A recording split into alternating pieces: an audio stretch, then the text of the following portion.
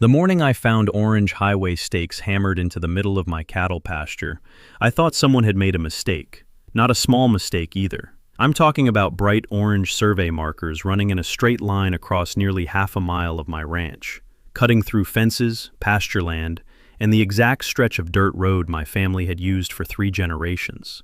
At first I assumed it was some county survey crew who wandered onto the wrong property. But when I walked closer and saw the laminated sign zip-tied to one of the stakes, my stomach dropped. Because it didn't say county project. It said, Future Access Corridor, approved by Sloan Ridge HOA Development Committee. An HOA, trying to run a road through my ranch. The craziest part? My ranch wasn't even part of their neighborhood. Not even close. And somehow, they thought they had the authority to build a highway across 350 acres of land that had been in my family for nearly 80 years. Now, before I tell you what happened next, let me introduce myself. My name is Thomas Hayes. I'm 52 years old, and I run a 350-acre ranch in the Texas countryside that my grandfather bought back in the early 1940s. It's not some fancy estate or corporate farm either. It's just land. Good land. Cattle pasture, a few barns, an old windmill that somehow still works, and a long dirt access road that cuts through the property and eventually connects to the county highway about a mile out. I've spent most of my life here. Same brown flannel shirts, same worn work boots, same routine of sunrise coffee and checking fence lines before the Texas heat kicks in. Quiet life. At least, it used to be, before the HOA moved in. And before they tried to turn my ranch into their private highway. But before we get deeper into this story, I'm actually curious about something. If you're watching this right now, let me know what city or country you're watching from. I always like seeing how far these stories travel. And if you enjoy real HOA revenge stories like this one, consider dropping a like and subscribing. It really helps the channel grow, and there are plenty more wild stories like this coming. All right, back to the ranch. The Sloan Ridge development showed up about 5 years ago. Before that, the land east of my ranch was mostly empty fields and scrub brush. Quiet country land, where the loudest thing you'd hear at night was coyotes arguing with each other. Then one year, a developer bought about 400 acres and turned it into a gated community called Sloan Ridge Estates. Big houses, stone entrances, private security gates, and of course, an HOA. At first, they stayed on their side of the fence.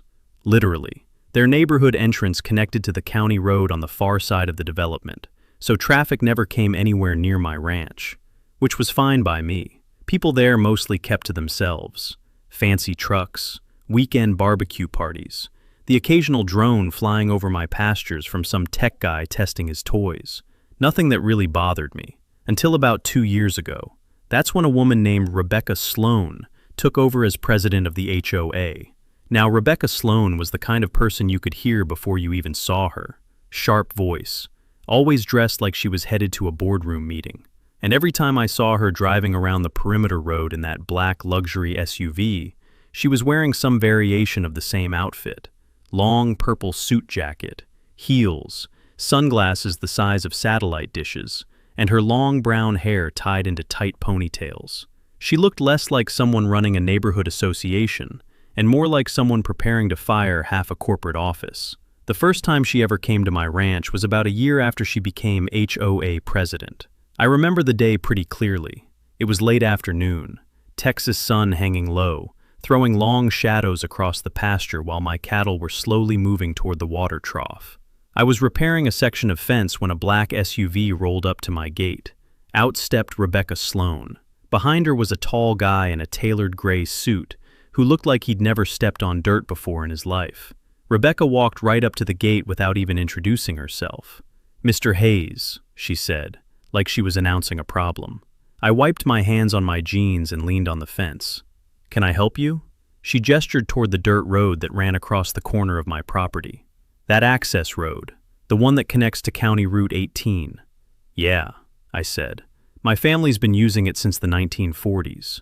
She smiled in a way that didn't feel friendly at all. "Well, that's actually why we're here." Then she motioned to the man beside her. "This is David Clark. He's a developer working with the Sloan Ridge community."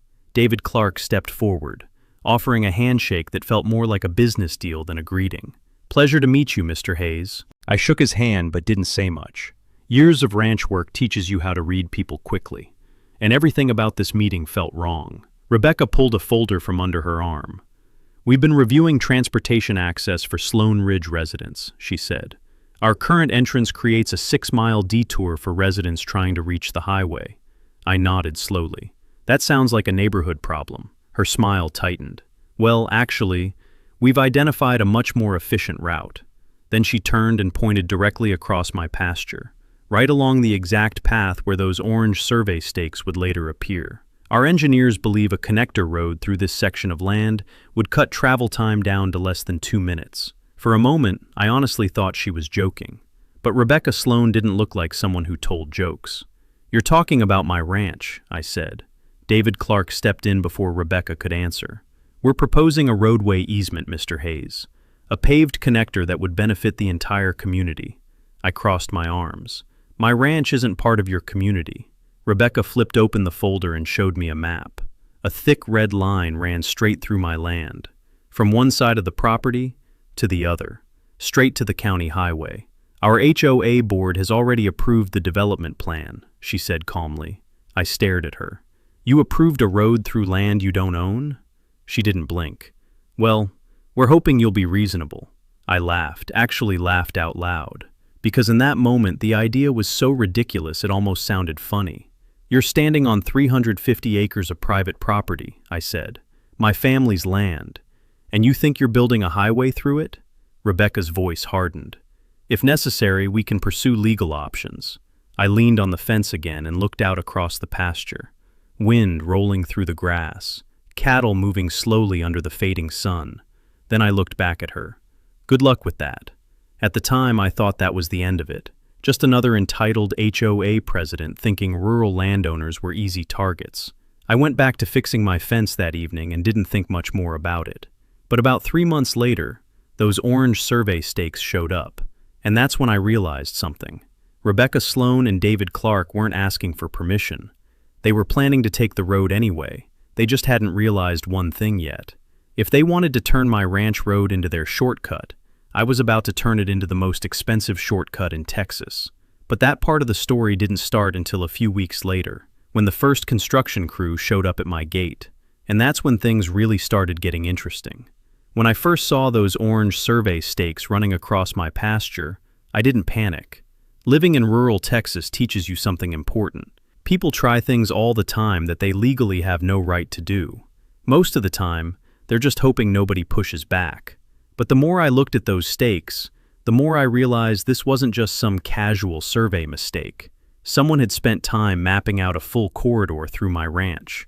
The line cut through 2 pastures, crossed the creek behind my barn, and followed the exact stretch of dirt road my grandfather built when he first bought the land. That road wasn't public, never had been. It was a private ranch road, used for cattle trucks, feed deliveries, and the occasional neighbor who had permission to pass through. But whoever planted those stakes clearly believed it was about to become something else. So I did the first thing any ranch owner would do. I pulled them out, all of them. There were about 30 markers running across the property, and I spent the better part of an afternoon yanking them out of the ground and tossing them in the back of my pickup truck. Then I drove them straight to the Sloan Ridge HOA office. Now, if you've never seen one of these HOA offices before, they usually look more like a boutique hotel lobby than anything related to neighborhood management. Stone building, landscaped entrance, a big polished sign that said, Sloan Ridge Estates Community Management. I parked my dusty ranch truck right out front, carried the bundle of survey stakes inside, and dropped them directly onto the receptionist's desk. The woman sitting behind the counter looked like she had never seen a piece of real dirt before in her life. She stared at the orange stakes, then at me. "Can I help you, sir?" "Yeah," I said. "You can tell Rebecca Sloan she left some trash on my property." About 5 minutes later, Rebecca herself came walking down the hallway. Same purple suit, same tight ponytails, same expression like she'd just caught someone breaking the rules. "Mr. Hayes," she said, clearly irritated. "What exactly is the meaning of this?" I pointed at the pile of survey markers. "The meaning is simple. Your people put those on my ranch." She barely glanced at them. Our development team is conducting preliminary planning. On land you don't own. Her voice stayed calm, but there was something sharper underneath it.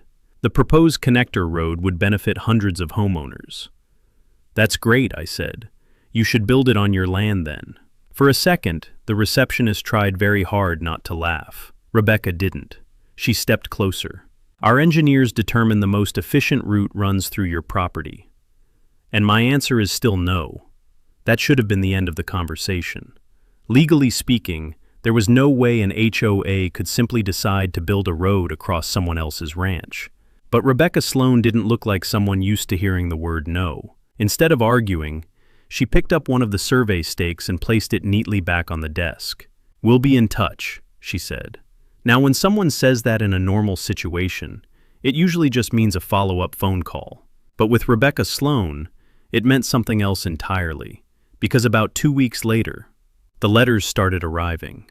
The first one showed up in my mailbox on a Monday morning. Official-looking envelope, HOA letterhead. I almost threw it away before opening it, since I wasn't even part of their association, but curiosity got the better of me. Inside was a formal notice. Apparently, according to the Sloan Ridge HOA board, my ranch road was being classified as a shared access corridor impacting community traffic flow, which was a very fancy way of saying they wanted to treat it like a public road. The letter also included something else, a warning. If the road remained uncooperative with community development plans, the HOA would pursue legal action to establish access rights. I read that sentence 3 times. Then I laughed so hard I nearly spilled my coffee.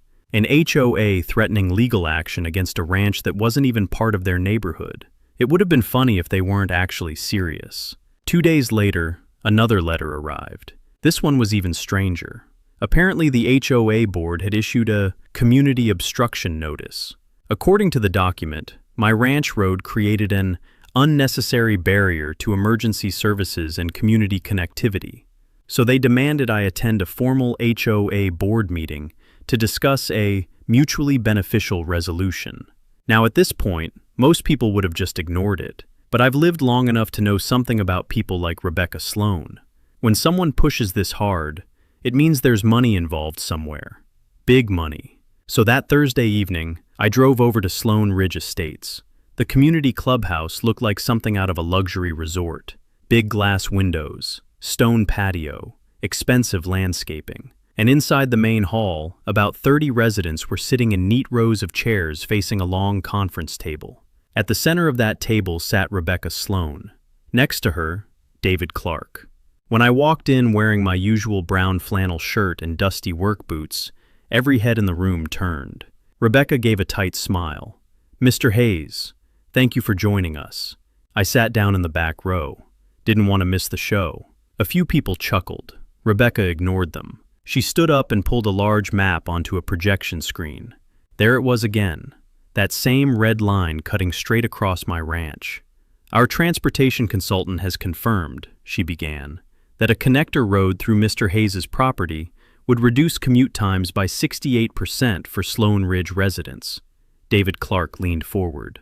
"This project will significantly increase property values across the entire community."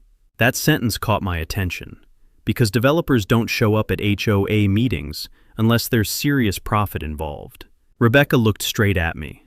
"Mr. Hayes, we are prepared to offer compensation for a roadway easement." I leaned back in my chair. "How much?" David Clark answered. $20,000. The room went quiet. Not because it was a good offer, because it was a ridiculous one. $20,000 wouldn't even cover the fencing that road would destroy. I shook my head. "My ranch isn't for sale." Rebecca folded her arms. "You're being unreasonable." "No," I said. "You're trying to buy a highway through my land for the price of a used pickup truck." A few residents shifted in their seats. Some of them were starting to realize something was off. Rebecca's voice got colder. "If cooperation isn't possible, we may be forced to explore alternative legal routes." I stood up. "Good luck with that." Then I started walking toward the door. But just before I left, I turned back toward the room. "You know something funny?" I said. Everyone looked up. "You all bought houses in a gated community, thinking you had a nice, quiet neighborhood. I pointed at the map. That red line right there? That's not a neighborhood road. That's a highway. David Clark frowned. Rebecca looked furious, but the residents, they were starting to whisper among themselves. Because for the first time, they were realizing what this project really meant. Heavy traffic, construction, noise, right through the middle of their peaceful little community. And as I walked out of that clubhouse, I had a feeling this whole plan was about to get a lot more complicated. What I didn't know yet was just how far Rebecca Sloan and David Clark were willing to go to force that road through my ranch. Because a week later, a construction crew showed up at my gate, and they brought paperwork with them. About a week after that HOA meeting, I was out near the north pasture checking a water line when I heard the sound of engines coming down the dirt road. Not pickup trucks either. Heavy engines, construction vehicles. That alone was enough to make me stop what I was doing. Because nobody brings construction equipment onto private ranch land without permission, unless they're planning to cause trouble. I walked up the hill toward the main ranch road and saw them.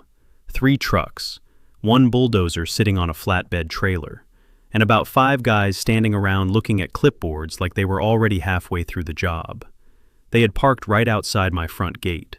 One of the workers noticed me walking down the road and waved. "You Thomas Hayes?" "That depends," I said. "Who's asking?" He stepped forward holding a folder. "Name's Rick. We're the survey and prep crew for the Sloan Ridge Connector project." I leaned on the gate and looked past him at the bulldozer. "You boys lost?" He shook his head. "No, sir. We're here to begin preliminary clearing." Then he handed me a set of papers. "Got authorization from the developer." I opened the folder. Inside were maps, construction permits, survey diagrams. And right there on the top page was the name David Clark Development Group. But something important was missing. My signature. Because nobody had asked me for permission. "You see something wrong?" Rick asked. "Yeah," I said, handing the papers back. "You're standing at the gate of private property." He frowned. "Our instructions say this access road connects to County Route 18. "It does," I said, "through my ranch." He looked confused. "Developer said it was public access." I couldn't help but laugh. Developer says a lot of things. Behind him, one of the other workers leaned out of a truck window. "You want us to start unloading the equipment or what?" Rick hesitated, then looked back at me. "You telling us we can't come through here?" "I'm telling you if that bulldozer crosses this gate," I said calmly, "you're trespassing." The crew exchanged a few uncomfortable looks. Construction workers deal with property disputes all the time, and most of them know better than to get stuck in the middle of one. Rick scratched the back of his neck. "Hold on a second." He pulled out his phone and stepped away to make a call. I leaned against the fence and watched the cattle grazing nearby like nothing unusual was happening. 10 minutes later, Rick came back. "Developer wants to talk to you." He handed me the phone. And sure enough, David Clark's voice came through the speaker. "Mr. Hayes, you send construction crews onto my ranch often?" I asked. His tone was smooth, like he was negotiating a business contract instead of trespassing. "There seems to be a misunderstanding." "No," I said. "There's a bulldozer at my gate. That roadway has been designated as a development corridor." "By who?" "The Sloan Ridge Planning Committee." I actually laughed. "You mean the HOA board?" "That's correct." "David," I said, "an HOA committee can't designate anything on land they don't own." There was a pause on the line. Then he said something that finally made the whole situation make sense. "Our legal team believes the road qualifies as a historical access route." That got my attention, because that phrase meant they were trying to claim something called prescriptive easement rights. Basically, if a road has been used by the public long enough, someone might argue it should legally stay open. But there was one big problem with their theory. Nobody from Sloan Ridge had ever used that road before their neighborhood existed. "You're going to lose that argument," I said. David Clark sounded confident. "We'll see." Then he added something else. "You might want to reconsider our offer, Mr. Hayes. Litigation can get expensive." I handed the phone back to Rick. Then I walked over to the gate and locked it, loud enough for everyone to hear. "Tell your boss something for me," I said. Rick looked uneasy. "What's that?" "If he wants to build a highway," I said, "he can start by buying his own land." The crew stood there awkwardly for another few minutes. Then the bulldozer driver climbed back into his truck. One by one, the vehicles turned around and drove back down the dirt road. But the situation didn't end there, not even close. Because 2 days later, I received a letter from a law firm, and this one wasn't written by the HOA. It came from David Clark Development Group's attorneys. The letter claimed they were formally investigating historic roadway access rights across my ranch. According to them, the dirt road connecting to County Route 18 had served as a travel corridor for surrounding landowners for decades, which technically wasn't a lie. A couple neighboring ranchers had occasionally used it over the years with permission. But permission and public access are two completely different things, and legally speaking, that difference matters a lot. Still, the letter made their intentions very clear. If I didn't grant them a roadway easement voluntarily, they were prepared to take the matter to court. Now here's the thing about living in rural communities. Word travels fast. By the end of that week, half the county had already heard about the HOA trying to push a road through my ranch. One afternoon, I stopped at Miller's feed store to pick up cattle supplements, and the owner leaned over the counter.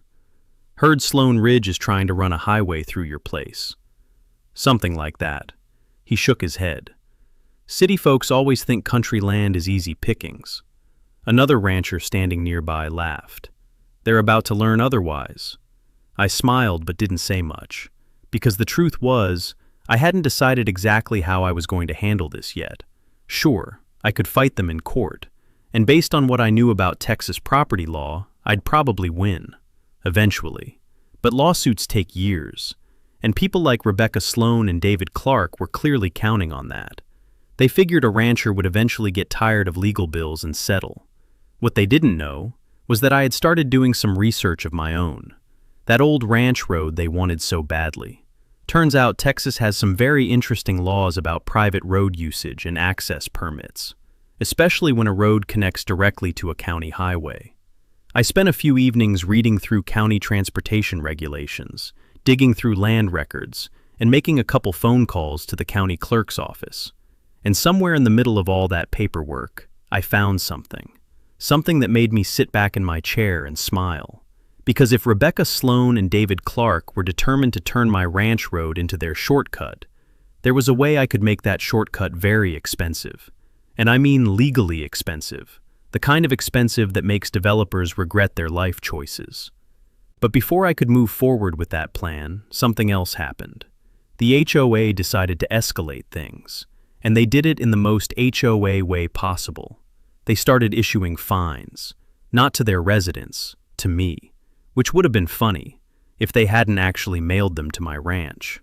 The first HOA fine arrived on a Tuesday morning. I found it sitting in my mailbox between a cattle supply catalog and my electric bill. At first, I assumed it had been delivered to the wrong address. After all, my ranch wasn't part of Sloan Ridge Estates. I didn't sign any HOA agreement. I didn't buy property in their development, and I definitely didn't agree to follow any of their rules. But when I opened the envelope, my name was printed clearly across the notice. Thomas Hayes, Property Violation Notice. I stood there at the mailbox for a minute, reading it twice just to make sure I wasn't misunderstanding something. According to the letter, I had been fined $1,500 for obstructing a designated community access route. That access route, of course, was my ranch road, the one they had already tried to send a bulldozer through. At first I thought maybe it was some kind of scare tactic, a bluff, but 3 days later another letter showed up. This one claimed I had violated Community Development Compliance Standards. The fine amount?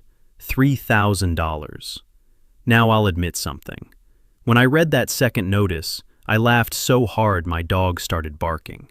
Because the level of arrogance required for an HOA to fine someone who isn't even a member was honestly impressive.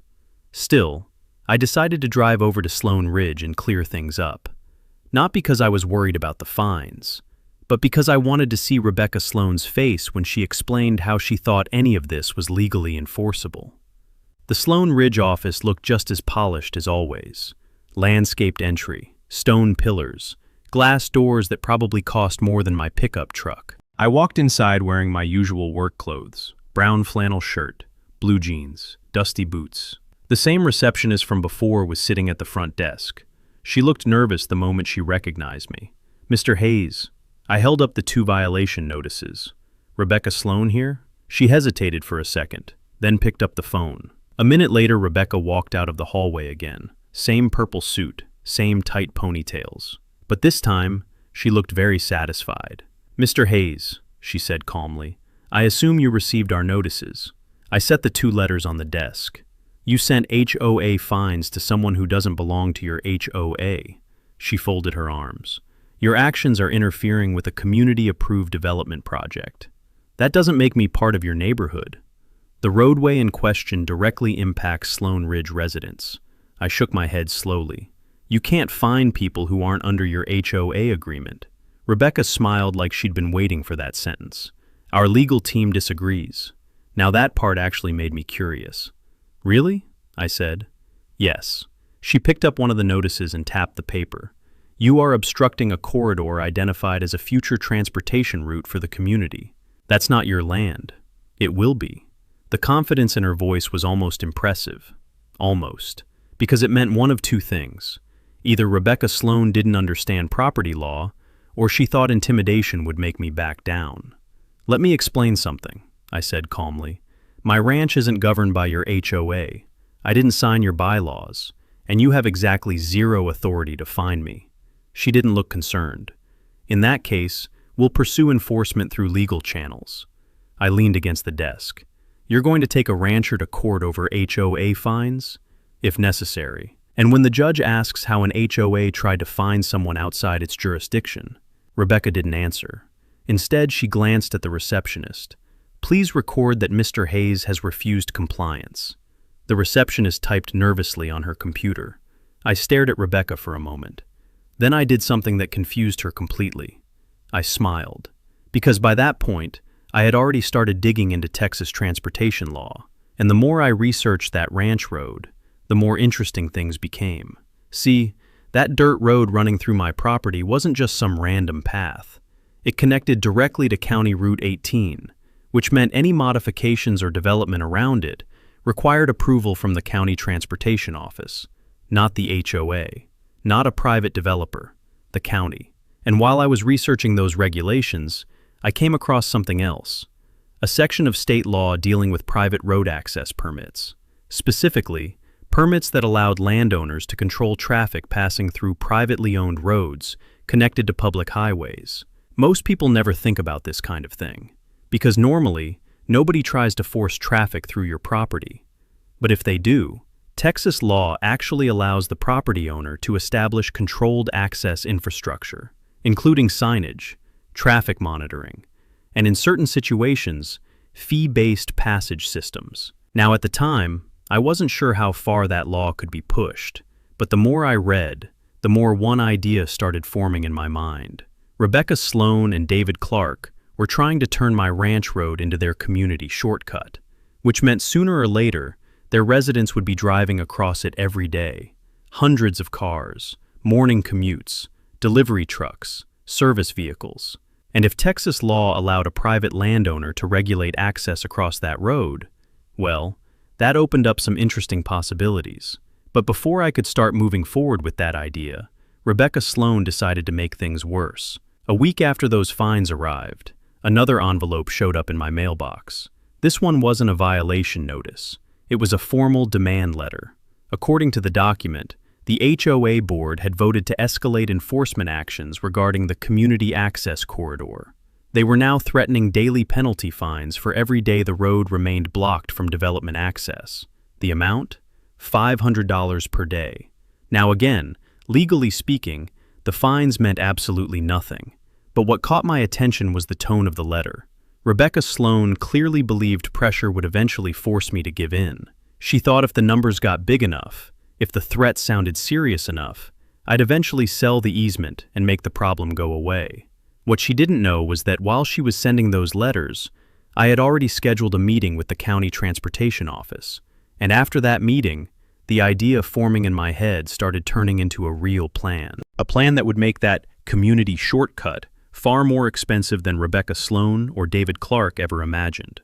But before that plan could move forward, one more thing had to happen first. Because a few days later, Rebecca Sloan made a mistake that turned a simple property dispute into a full legal investigation. A few days after that last letter from the HOA showed up in my mailbox, I drove into town for the meeting I had scheduled with the county transportation office. Now, if you've never been inside a rural county office building before, they're not exactly impressive places. No marble floors, no fancy reception desks, just a small brick building with a faded county seal on the wall and a hallway that smells faintly like old paperwork and coffee. But inside that building are the people who actually control what gets built on county roads, which meant they mattered a lot more than Rebecca Sloan's HOA board. I checked in with the front desk and waited about 10 minutes before a man named Gary Collins came out to meet me. Gary had worked for the county transportation department for almost 20 years. Tall guy, late 50s. Wore the kind of boots that told you he actually spent time outside inspecting roads instead of just sitting behind a desk. "Thomas Hayes?" he said, offering a handshake. "That's me," he nodded. "Come on back. Let's talk about that road you mentioned." We stepped into his office and I spread the maps across his desk. The same red line route Rebecca Sloan had shown at the HOA meeting. Gary studied the papers for a minute. Then he leaned back in his chair. "So an HOA wants to build a road through your ranch?" "Pretty much. And you didn't approve it?" "Nope," he chuckled. "Well, that simplifies things." I pointed to the dirt road running across the property. "This connects to County Route 18, Gary nodded. "Yeah, I know that road. It's listed as private agricultural access." "Exactly," I tapped the map. "They're claiming it qualifies as a historical access route." Gary shook his head immediately. "That argument won't hold." "Why not?" "Because the county records show that road was always classified as private ranch infrastructure." He pulled up something on his computer and turned the screen toward me. A digital property record popped up. Sure enough, the road was clearly labeled. Hayes Ranch, Private Access Road. Gary leaned forward. "If someone wants to convert that into a public roadway, they'd need county approval, environmental review, engineering permits." He shrugged. "And most importantly, your permission." That was exactly what I expected to hear. But then I asked him the question that had been sitting in the back of my mind ever since I started researching. "Let me ask you something," I said. Gary raised an eyebrow. "Sure. If people start using that road regularly, without my permission," he nodded slowly. "Go on. Do I have the right to control access to it?" Gary leaned back in his chair and crossed his arms. "Well, technically speaking, yes." That was the moment things started getting interesting. "Even if the road connects to a county highway?" I asked. "Especially then." He opened another document on his computer. "In Texas, private landowners are allowed to establish controlled entry points for private roads connecting to public routes." I tried to keep my voice neutral. "What kind of control?" "Gates, traffic monitoring, access permits." He paused. "And in some situations, toll authorization." That word hung in the air for a second. "Toll?" I said. Gary nodded. "It's rare, but it's legal." He turned the monitor again and showed me the regulation.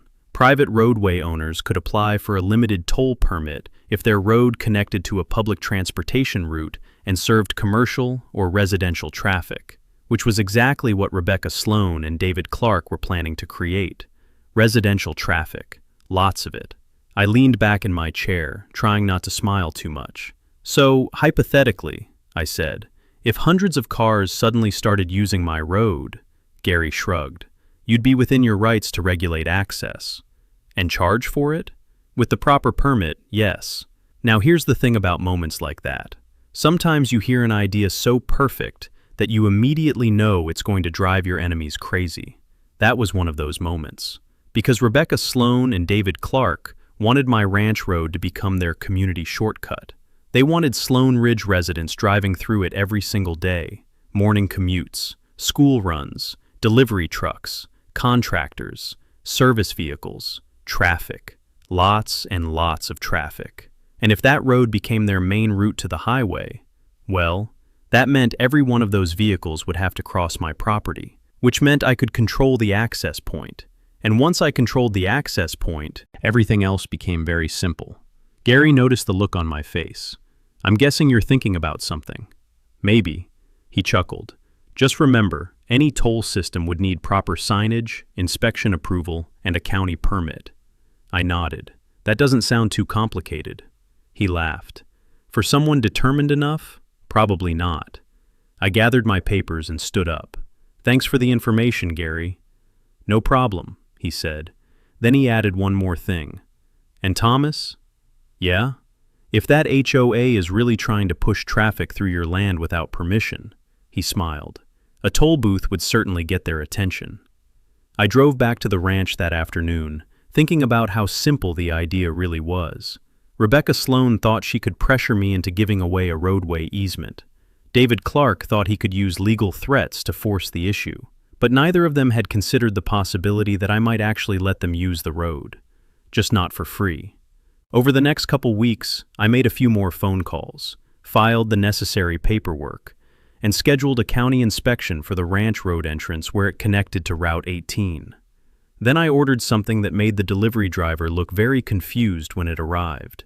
A set of official roadway toll signs, reflective metal, state-compliant lettering, and a large sign that read, "Private road, toll access required." A few days later, a small construction crew arrived at my ranch.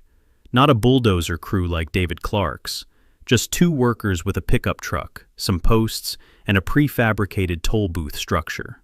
They installed it right at the entrance where the ranch road met the county highway.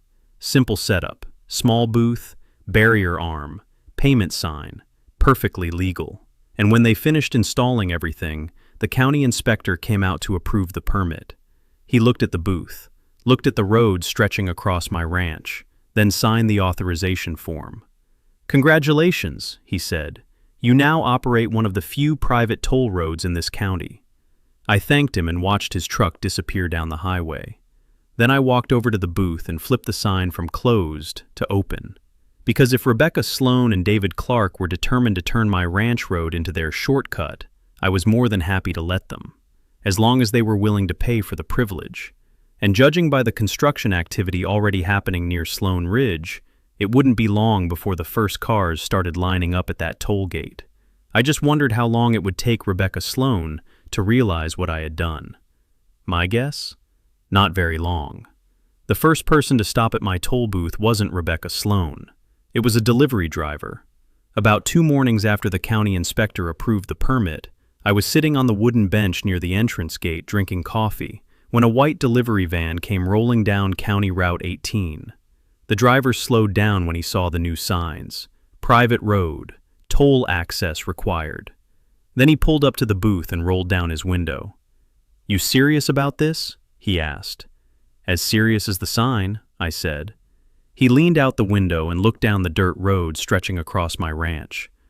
"I've got a package for a house in Sloan Ridge." "Then you're on the right road," he nodded toward the barrier arm. "So how much?" I had thought about that question carefully. Not too cheap, not too ridiculous, just enough to make people think twice. $10, I said. The driver shrugged. Still faster than driving 6 miles around. He handed me a $10 bill. I lifted the barrier, and he drove off down the road toward the Sloan Ridge neighborhood. That was the moment it officially started, because once that van went through, word spread fast. By lunchtime, 3 more delivery trucks had come through, a landscaping crew, 2 residents who had clearly discovered the shortcut while exploring the area. Every single one of them paid the toll, not happily, but they paid, because the alternative was a long detour around the other side of the development, and people hate driving extra miles. By the end of the first day, I had collected almost $200, which wasn't bad for sitting in a small booth watching traffic roll past my cattle pasture. But the real entertainment started the next morning, because that's when Rebecca Sloan showed up. I heard the SUV before I saw it. Big black luxury model, tires crunching slowly across the gravel shoulder as it pulled up to the entrance. Rebecca rolled down the window and stared at the booth, then at me, then back at the sign. For a few seconds she didn't say anything. Finally, she stepped out of the SUV. Same purple suit, same tight ponytails. But this time, she looked less confident than usual. "What exactly is this?" she asked. I leaned back in the chair. "Morning, Rebecca." She pointed at the sign. "You installed a toll booth." "Sure did." Her voice sharpened. "You can't charge Sloan Ridge residents to use that road." I gestured toward the county permit posted on the side of the booth. "Actually, I can." She walked closer and read the permit. Her face slowly turned red. "This is ridiculous. It's legal. You're interfering with community transportation." I shrugged. "You're the ones who wanted to turn this road into a neighborhood shortcut." Rebecca stared at the barrier arm blocking the entrance. "You expect our residents to pay $10 every time they drive through here?" "No," I said. "They can always take the other road," which, as we both knew, added about 15 minutes to the drive. Rebecca pulled out her phone. "This is harassment. You tried to build a highway through my ranch. That's not what this is about. Then why are your residents using my road?" She didn't answer. Because the truth was obvious. The moment people realized my ranch road connected directly to the highway, it became the fastest way in and out of Sloan Ridge. And Rebecca Sloan had unintentionally created the demand for it. After a moment, she got back into her SUV. "This isn't over," she said. Then she drove off toward the long detour road instead of paying the toll. But the other residents? They weren't nearly as stubborn. Over the next few days, traffic increased. Morning commuters, food delivery drivers, contractors heading into the neighborhood. Some people complained, some people argued, but most of them paid, because convenience wins almost every time. Within a week, the toll booth had become a regular part of the route. Cars lined up during morning rush hour. Drivers rolled down windows with annoyed expressions and handed over $10 bills. Some of them even joked about it. One guy laughed and said, "Guess the HOA should have asked permission first." Another resident muttered, "This road's still cheaper than my HOA dues." But the person who hated the booth the most was Rebecca Sloan. She drove by it almost every day without paying, always taking the long route around. And every time she passed the entrance, she glared at the sign like it personally offended her. What she didn't realize yet was that the toll booth wasn't the biggest problem she had, because the more traffic used that road, the more questions started popping up inside Sloan Ridge. Residents began asking the HOA board why a private ranch road had suddenly become their neighborhood's fastest exit. Some people even started looking into the development plans themselves. And when they did, they discovered something interesting. That connector road Rebecca Sloan and David Clark had been pushing so hard to build, it wasn't just about convenience. It was part of a much bigger development project. A project that involved turning hundreds of acres around Sloan Ridge into new housing subdivisions. Which meant one thing. That road through my ranch wasn't meant for a few dozen residents. It was meant for thousands of future drivers. And once people started realizing that, the questions aimed at Rebecca Sloan got a lot louder. But she still thought the toll booth was just a temporary problem, something she could remove with legal pressure. What she didn't know was that while she was dealing with angry residents and expensive tolls, something else had quietly started happening behind the scenes. Because one of the Sloan Ridge homeowners had filed a request to review the HOA's financial records, and once those records were opened, they revealed a deal between Rebecca Sloan and David Clark that was going to cause far bigger trouble than a simple toll booth. In fact, that discovery was about to bring lawyers, investigators, and eventually the police, right to Sloan Ridge Estates. By the time the homeowners started asking questions, I had already noticed subtle changes in Sloan Ridge. It wasn't just the slow morning glances from the streets leading into my ranch, or the whispers I could hear when I drove past the gate. It was the way Rebecca Sloan's carefully curated persona started to crack. The perfect purple suit and sharp ponytail remained, yes, but the confidence in her stride was faltering, and I wasn't even the one actively attacking her yet. It started with a simple call. One of the HOA homeowners, an older gentleman named Martin, reached out to me privately. "Thomas," he said, voice low, almost afraid. "We've been reviewing some of the board's records. Well, let's just say things aren't exactly kosher over here." I asked him to be more specific, and what he told me was both alarming and incredibly useful. Rebecca Sloan and David Clark had quietly signed agreements that allowed David to develop several adjacent parcels of land. On paper, it looked like normal zoning stuff, but the kicker was how they planned to manipulate the community, inflate property values artificially, and push through the so-called connector road across my ranch to make the development more appealing. It wasn't just greed, it was fraud, and they had no legal right to force me out of the way. I could feel a smile creeping across my face. The toll booth was just the beginning. Now, I had actual leverage, the kind that could bring an entire HOA board crashing down. The next morning, I started putting the pieces together. I gathered all the documentation I had: county permits, legal research on private roads, my newly approved toll road permit, and copies of the HOA's correspondence. I even included the letters threatening fines. Every bit of it was meticulously organized, ready to turn the tables. Rebecca Sloan showed up later that day. Same routine: SUV pulling up, the long ponytail bouncing, the purple suit practically glowing in the morning sun. But when she saw me sitting in the booth with my clipboard and a stack of papers ready, her expression changed. Not the usual arrogance, fear. Just a flicker at first, but unmistakable. "Mr. Hayes," she started, trying to keep her voice steady, "we need to talk about the toll booth. This is, well, it's unnecessary. Please remove it." I leaned back and tapped the top paper on my clipboard. "Unnecessary?" I asked. "Rebecca, you wanted a road across my land. Now you have it, just on my terms." She huffed. "This is harassment. You can't charge residents to go through here." I gestured to the county-issued permit framed beside me. "I can, legally, and they're paying because they want to use the road. You created the demand. I just filled the gap." That's when I dropped the next bomb. I slid the HOA's financials across the table toward her. "I had a friend go through your records. Looks like someone's been cooking the books." Her hands trembled as she picked up the papers. The board's secret arrangements, the payments to David Clark, the false representation of community interests. It was all there. And the worst part for her? I had copies ready to send to the county, the attorney general, and the local press. She tried to argue. "That's private. You can't—" "Actually, Rebecca," I said, standing up and leaning over the booth, "I can. Because the people you're defrauding, they're the community members. And now the truth is coming out. Plus, I have receipts for every car that has gone through the road, every penny collected. That makes you personally accountable."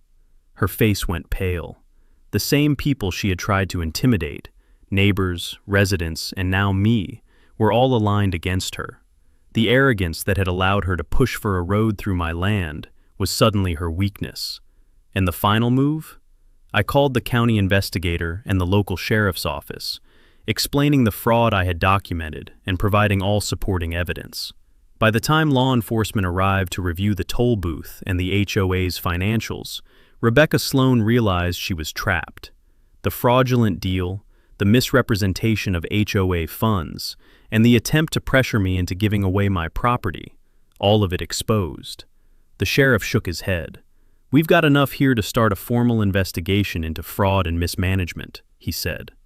I sat back in the booth, sipping my coffee as Rebecca Sloan slumped in her chair, her carefully constructed persona completely unraveling. Daily tolls, legal scrutiny, community backlash. It was all happening at once, and every second felt like sweet vindication. That evening, the news spread through Sloan Ridge. Residents were shocked, some were angry, some were thrilled, but the result was the same. Rebecca Sloan's grip on the board crumbled. The HOA was in turmoil, the developers' plans were delayed indefinitely, and the residents began asking questions they had been too afraid to ask before. I looked out over the dirt road, past the barrier arm, past the toll booth, past my cattle grazing calmly in the pasture, and I realized something. This wasn't just about winning a battle. This was about reclaiming respect, about sending a message that no matter how powerful an HOA thinks it is, no one can bully a landowner who knows their rights and is willing to fight back. By the end of the week, Rebecca Sloan was facing not only the possibility of HOA removal, but also criminal charges for fraud. Every day she didn't pay the toll, every misstep she made, strengthened my position. And soon, she would realize that being forced to obey the law, and pay for every inch of passage she wanted across my land, was only the beginning. The road across my ranch was no longer just a shortcut for Sloan Ridge residents. It was a symbol of accountability, a reminder that power can be checked, even when it comes from someone who thinks they're untouchable. And I had the best seat in the house to watch it all unfold. By the time Chapter 8 of this saga began, things had escalated beyond anything I could have imagined. Sloan Ridge Estates was in chaos. The HOA board had been forced into emergency meetings. Residents were questioning every single decision Rebecca Sloan had made, and the local authorities were scrutinizing her every move. It wasn't just about the road anymore. It had become a full-blown scandal. And the best part? I didn't have to do anything except let the legal and logistical dominoes fall into place. Every morning, I would arrive at the toll booth before sunrise, coffee in hand, watching the first residents pull in. Some grumbled, some argued, but every single car handed over the $10 toll. By now, it wasn't just about the money, it was about principle. Rebecca Sloan and her HOA had tried to steamroll me, and now every driver crossing my property reminded her exactly who was in charge. Then came the phone calls from residents. It started small, a few calls asking why they suddenly had to pay a toll. But soon, more people started calling, asking for copies of the HOA's financial disclosures, questioning why development plans had been misrepresented, and demanding accountability for the mismanagement of funds. It was a ripple effect, and I was watching it grow exponentially. One day, as I sat at the booth tallying the morning collection, my phone rang. It was the sheriff's office.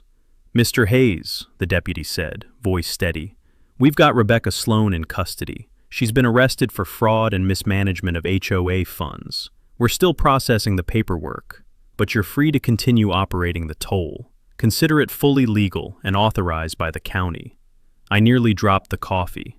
My first thought was disbelief. My second thought was a slow, satisfied smile. That purple-suited, tight ponytailed tyrant of Sloan Ridge had finally been held accountable. And the toll? That was just the beginning. Once the news of her arrest hit the community, things shifted dramatically. The HOA board had been completely dismantled. Members who had once supported her were resigning in droves. And the residents, those who had once blindly trusted the board, were now openly questioning every past decision. I started receiving letters from the HOA's legal counsel. These weren't threats anymore, they were negotiations.